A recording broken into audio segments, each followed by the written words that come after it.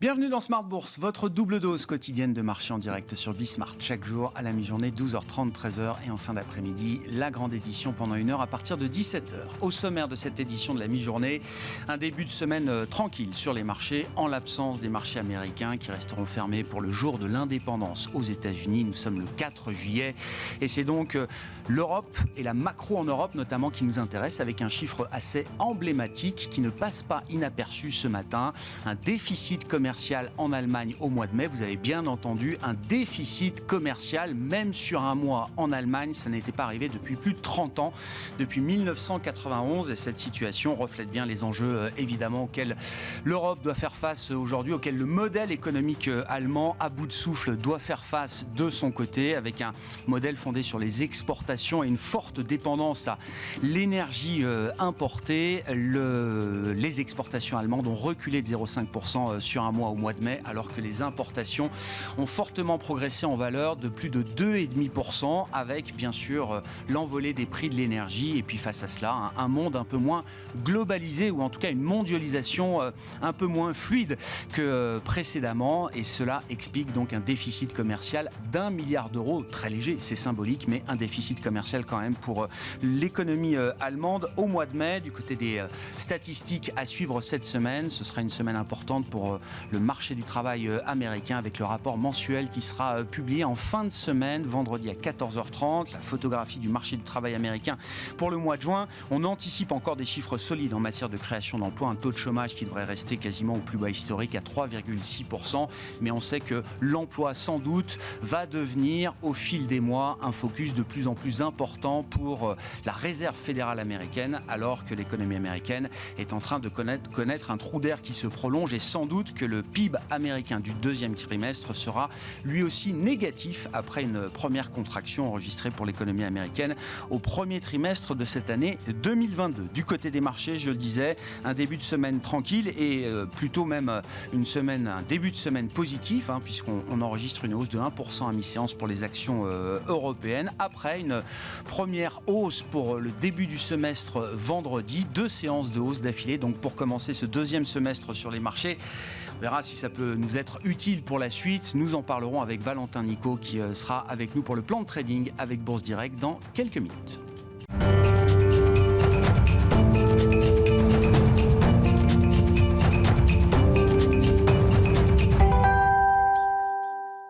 Un peu de soulagement effectivement, donc en l'absence des marchés américains, les marchés actions en Europe gagnent près de 1% à mi-séance. Les infos clés du jour avec Alix Nguyen. La bourse de Paris entame la semaine dans le vert. À noter qu'à New York, les marchés seront fermés aujourd'hui à l'occasion de l'Independence Day. On retrouve en soutien de l'indice parisien Alstom et Total Energy, dont les titres sont en nette progression. Sur le plan des indicateurs, l'Allemagne dévoile son premier déficit commercial mensuel depuis 1991. Pour le mois de mai 2022, elle est ressortie déficitaire d'1 milliard d'euros contre un excédent de 3,1 milliards d'euros un mois avant. Les exportations allemandes du mois de mai ont quant à elles décliné de 0,5% par rapport au mois d'avril. En zone euro, toujours en mai, par rapport à avril, les prix à la production industrielle ont augmenté de 0,7% après une hausse d'1,2%. Dans les prochains jours, nous prendrons connaissance des indices d'activité PMI composite, des productions industrielles françaises et allemandes, des ventes de détail en zone euro et du rapport mensuel sur l'emploi américain. Dans l'actualité des valeurs, aujourd'hui, l'ancien patron de la SNCF, Guillaume Pepy, devrait prendre la tête d'Orpea à l'issue de son assemblée générale du 28 juillet. Une annonce qui intervient quelques jours après l'arrivée de Laurent Guillot à la direction générale. Au-delà de la nomination de Guillaume Pepy, les actionnaires d'Orpea devront se prononcer quant à un renouvellement en profondeur du conseil d'administration. Plastic Omnium annonce la clôture de l'acquisition de 100% d'Automotive Lighting Systems, une transaction annoncée le 25 mars dernier pour un montant intégralement acquitté sur fonds propres de 65 millions d'euros. Elior Group fait part d'une série de changements au sein de son conseil d'administration, dont la nomination de Bernard Got comme PDG. Saint-Gobain a signé un accord définitif en vue de la cession de Protrae, son activité de transformation et de distribution de bois au Danemark. Et puis Schneider Electric indique avoir signé le 3 juillet l'accord cadre prévoyant la cession de ses activités en Russie à l'équipe dirigeante locale. Tendance, mon ami, 2 fois par jour, les infos clés de marché avec Alix Nguyen à 12h30 et 17h dans Smart Bourse sur Bismart.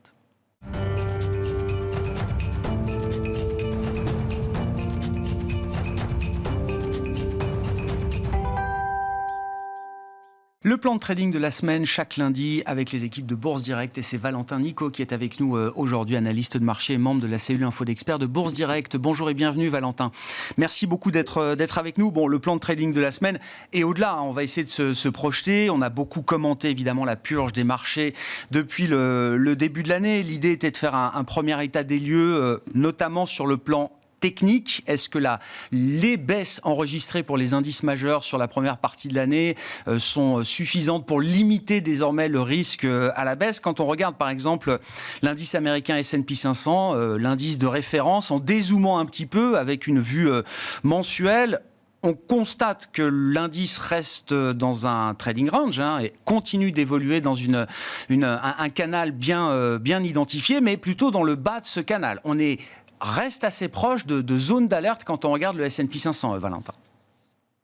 En effet, donc comme vous le savez, après le faux rebond, on va dire entamé et vite contré la semaine dernière, on revient sur ces niveaux supports qui sont tout de même, il faut le dire, bien défendus par les acheteurs. Est-ce que c'est synonyme, comme vous l'avez dit dans l'introduction, de fin de baisse? C'est encore un grand mot. En tout cas, c'est une zone de confrontation importante. Et bien sûr, pour les optimistes, on espère que les acheteurs prendront la main sur ces zones-là. Si on regarde le graphe du S&P, voilà, le trading range donc entre 4132 et 3764 qui sont ces bornes est maintenu. Et donc, si on arrivait à réentamer un rebond éventuellement, on aurait comme première zone de résistance majeure les 3983 et 4132 points, qui seraient en tout cas très difficiles à passer, car on a buté un nombre de fois important dessus. Voilà, toujours les mêmes niveaux d'alerte donc que la semaine dernière, de gros risques de baisse, ce qui n'encourage pas non plus les gestions à faire entrer tout le cash qu'elles ont sur le marché. Maintenant, est-ce que la prise de risque, doit être faite maintenant et d'une façon totale? Je ne pense pas, étant donné les niveaux d'alerte qu'on a cités. Nous, on envisage plutôt 2 scénarios. À vrai dire, on a celui donc malheureusement négatif, sauf que nous, on n'envisagerait pas, une baisse de 10% comme le consensus le promet, c'est-à-dire une dernière jambe de baisse qui permettrait à l'ensemble du marché de re-rentrer. Ça, on y croit de moins en moins. Donc, si jamais c'est un scénario négatif, on pencherait plutôt sur une véritable dernière baisse, voire supérieure à 20%. Ouais, c'est ça. Le risque à la baisse pourrait être exagéré et du coup, on doublerait les pertes d'une certaine manière. Après déjà une baisse de 20%, vous dites, le risque, c'est pas seulement 10%, c'est que le marché continue d'exagérer peut-être ce scénario baissier.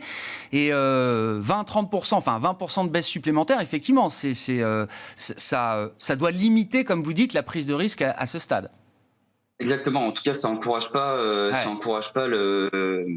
les profils les plus risqués à rentrer sur le marché.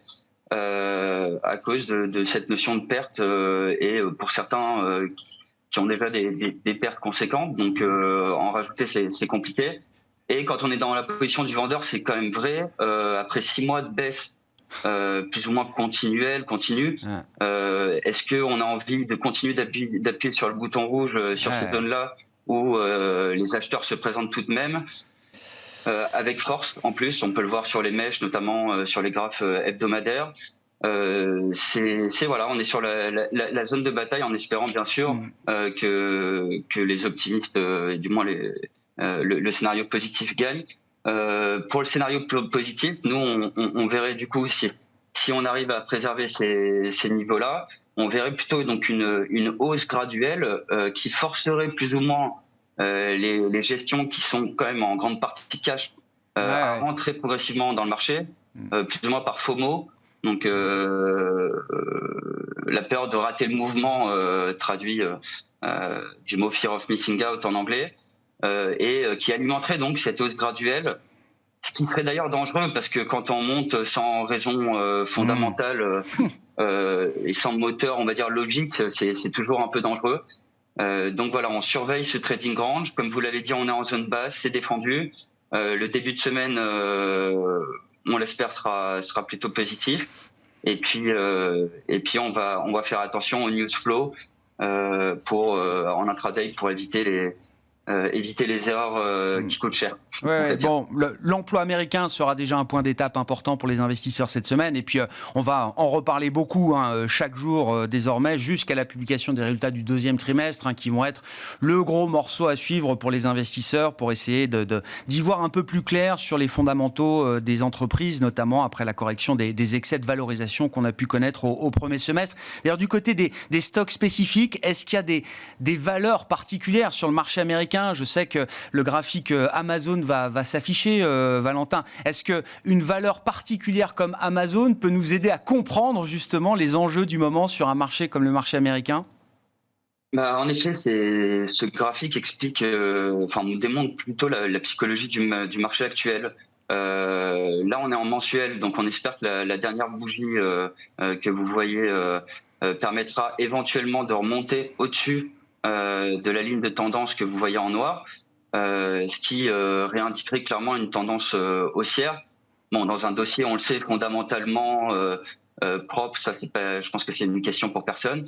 Mais voilà, malgré une force dans un secteur, un pricing power et tout ce qu'on veut comme argument positif, on voit que même des actions comme Amazon ont été mises à mal par excès de valorisation très certainement également. Mais voilà, on est dans cette situation d'attente et d'indécision qu'on a vu tout à l'heure sur le graphe.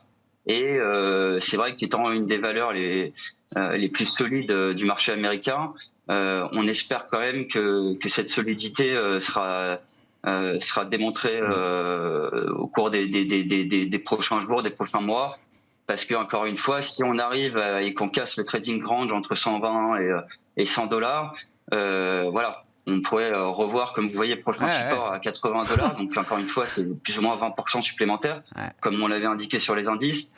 Et c'est un scénario qu'on n'a pas envie d'envisager, mais qu'il faut garder toujours dans un coin de la tête, bien évidemment. Comment est-ce que cette situation se traduit sur les indices européens ? Si on regarde le DAX allemand, là aussi en dézoomant un petit peu pour avoir un peu de perspective, donc sur une vue mensuelle, quels sont les repères à avoir en tête pour le DAX aujourd'hui, Valentin ? Alors sur le DAX 40, très technique comme indice d'ailleurs, comme d'habitude, on a mis des niveaux de Fibonacci qui permettent tout de même de comprendre la psychologie du marché par on va dire l'atteinte ou le dépassement de ces niveaux. Et on vous l'a indiqué parce que le niveau primordial donc de retracement des 50%, on n'est pas très loin. Et donc on vous a mis des commentaires comme l'extension en cas de cassure, donc cette zone des 12 600 points qu'on a mis en alerte forte. Et auquel cas, voilà, on les cassera. Toujours même problématique d'éventuelles fortes baisses avec peu de niveaux pour contrer cela. A contrario, quand même, si on essaye de privilégier ce scénario, si on arrive, les acheteurs auprès de la main sur ce bad range à 12 600, on aura toujours, comme sur les autres indices, des résistances majeures et très fortes. Donc ici, sur le DAX, à 13 240 points approximativement, qui correspond en plus au niveau des 38,2 de Fibo. Et donc voilà, ça ce sera un niveau, on l'espère, on ira essayer d'approcher. Et sur un game changer comme les résultats d'entreprise, éventuellement réussir à casser ça avec d'éventuelles marges qui ne seraient pas affectées par l'inflation, ou du moins moins que ce que la plupart des analystes pensent. Scénario également probable. Donc voilà, on est dans ce phénomène d'attente. Non, mais j'entends bien. Il y a le risque de baisse supplémentaire ne peut pas être exclu aujourd'hui, que ce soit aux États-Unis ou en Europe. Et pour le risque à la hausse, il y a encore pas mal de boulot à faire quand même pour sortir de zones d'alerte ou de zones de pression baissière. Si on zoome cette fois sur le CAC 40 en 14 heures en vue journalière, Valentin, là, quels vont être peut-être les enjeux assez immédiats là pour les prochaines heures ou les prochains jours à Paris? Alors sur le très court terme, toujours cette zone importante d'accumulation. C'est vrai qu'on y retourne après le rebond qui a été mis à mal la semaine dernière, où on a, comme vous le savez, pas réussi à combler cette zone de gap un peu en dessous des 6170 points approximativement. Et on espère pouvoir la rejoindre avec des éléments éventuellement macro cette semaine qui pourraient être pourquoi pas positifs ou moins négatifs que prévu en tout cas. Auquel cas on se rapprocherait de la borne haute du trading range, donc toujours 6134, 5838. Et si on arrive à casser cette résistance, comblement du gap, et là on verrait éventuellement des jours meilleurs avec pourquoi pas l'atteinte de la borne haute du canal baissier de moyen terme qu'on vous a tracé, dans lequel on est depuis un moment maintenant, et on espère sortir. On est sur comme la semaine dernière, niveau d'indécision les plus forts. Donc cette semaine, en termes de psychologie de marché décisive, pour savoir ce qu'il en adviendra de l'été. Sur les marchés. Situation d'attente, effectivement, et encore une fois dans l'agenda. Donc, l'emploi américain en fin de semaine, on parlera de la macro US dans quelques secondes avec Thomas Kosterk de Pictet Wealth Management. Et puis ensuite, les publications des résultats d'entreprise du deuxième trimestre qui pourront apporter peut-être un peu d'éléments fondamentaux pour les investisseurs, pour leur permettre de prendre des décisions peut-être un peu plus stratégiques pour la suite. Merci beaucoup Valentin. Valentin Nicot qui était avec nous en visioconférence, membre de la cellule Info d'Experts de Bourse Direct pour le plan de trading de la semaine avec Bourse Direct dans Smart Bourse sur Bismart.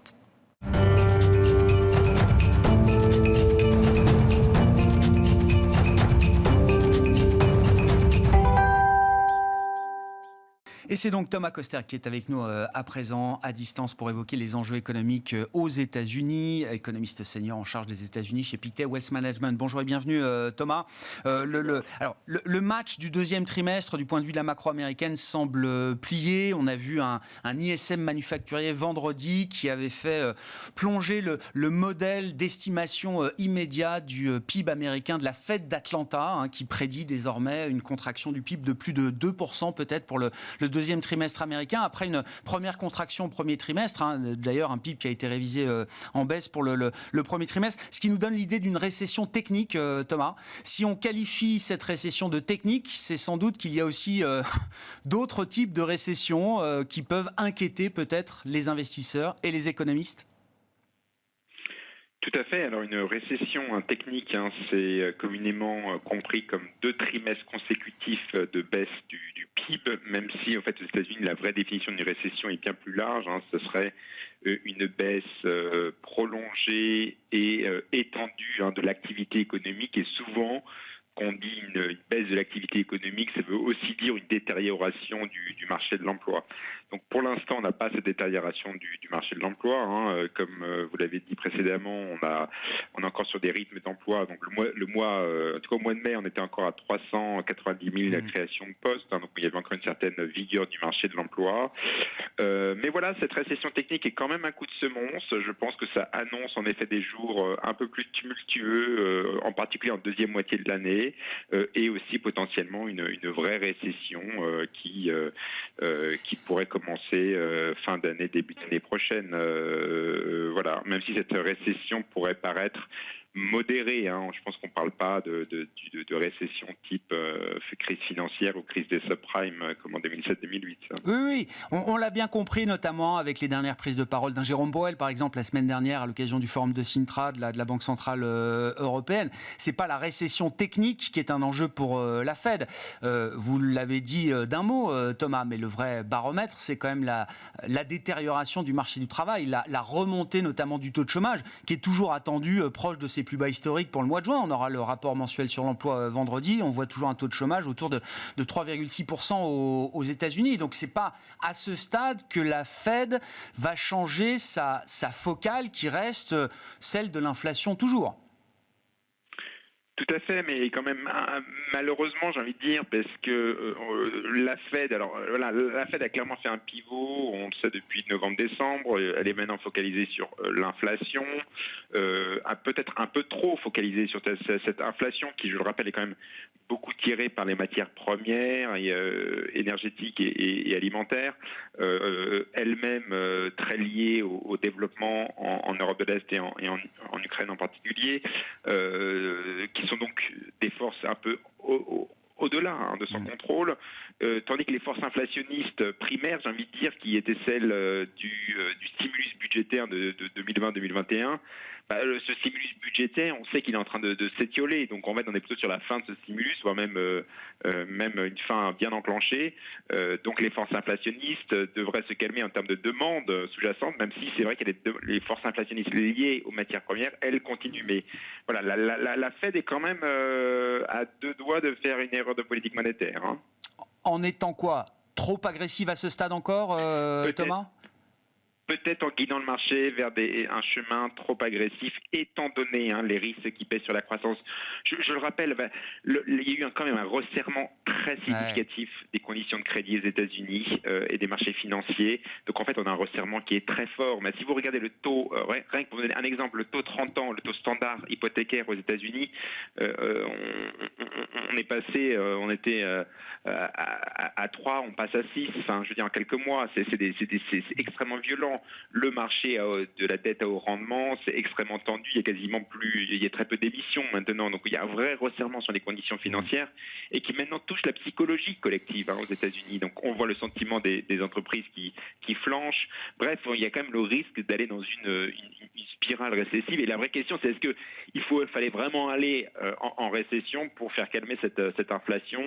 C'est ça la vraie question, parce que l'atterrissage en douceur, là, il risque d'être un peu plus brutal que prévu. Donc je pense qu'en effet, la Fed aurait pu peut-être un peu moduler son discours.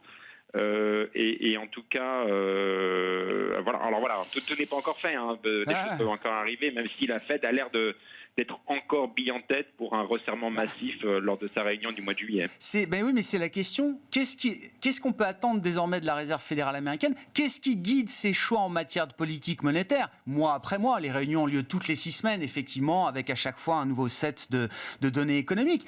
En mai... Jérôme Powell essaie de donner le maximum de visibilité possible au marché, aux investisseurs, en signalant un chemin de hausse de 50 points de base pour au moins 3 meetings. Donc, celui du mois de juin avec une parole qui a été trahie. Demain, celui du mois de juillet, puisque au mois de juin, finalement, la surprise a été d'avoir une hausse de 75 points de base, qui a été une surprise organisée comme ça, un peu en dernière minute. Est-ce que ça valait le coup, Thomas ? Oui, la fonction de réaction de la Fed, donc la fonction de réaction, donc il y a les données économiques, mais comment aussi on interprète ces données économiques. Et on se rend compte que cette fonction de réaction, elle est de plus en plus politique, de plus en plus psychologique et finalement assez peu scientifique, voire même assez peu macroéconomique. On a Jérôme Powell qui brise tous les tabous en surréagissant par rapport à un chiffre, à 2 chiffres, le chiffre de l'inflation totale, y compris matières premières, alors que auparavant, la Fed regardait plutôt l'inflation sous-jacente, puisque l'inflation sous-jacente, c'est elle qui reflète la demande dans l'économie. Et on a aussi, elle s'arc-boute sur ce chiffre de l'enquête des consommateurs, l'enquête Michigan. D'ailleurs, un chiffre préliminaire qui a été ensuite révisé à 75 points de base. Donc en fait, on se rend compte que la Fed s'accroche à quelques chiffres épisodiques par-ci par-là, change de focus très fréquemment, et je vous avoue, on est un peu tous perdus parce qu'on ne sait pas quoi mettre dans l'équation. Donc voilà, la Fed nous dit c'est soit 75 points de base, soit 50 points de base au mois de juillet. À cause du fait que dans les marchés, on commence à avoir un peu plus de focus sur la croissance, je pense que la Fed va à un moment aussi... Moi, je pense qu'on pourrait un peu baisser vers 50 points de base, mais c'est pas encore sûr. Et en effet, les minutes de la Fed cette semaine pourraient nous donner un peu plus de détails. Est-ce que la Fed reste arc-boutée sur l'inflation et l'inflation totale, ou est-ce qu'on ouvre un peu plus les portes par rapport au contexte macroéconomique? Parce que je le rappelle, si on va en récession, l'inflation, ça risque ça peut baisser très rapidement. Hein. Ouais, bien sûr. Non, mais c'est pas un petit sujet, cette question de la fonction de réaction de la Réserve fédérale américaine. La voix dissidente du dernier meeting, c'est quand même intéressant de le noter. C'est Esther Georges, qui est je parle sous votre contrôle, Thomas, mais qui est une orthodoxe pure et dure, traditionnelle de la Réserve fédérale américaine, qui est dans le camp hawkish, comme on dit, qui, elle, aurait préféré que la Fed respecte la parole donnée, c'est-à-dire agisse 50 points de base par 50 points de base, plutôt que défaire cette parole en dernière minute pour prendre un risque qu'elle ne jugeait pas utile peut-être sur le long terme.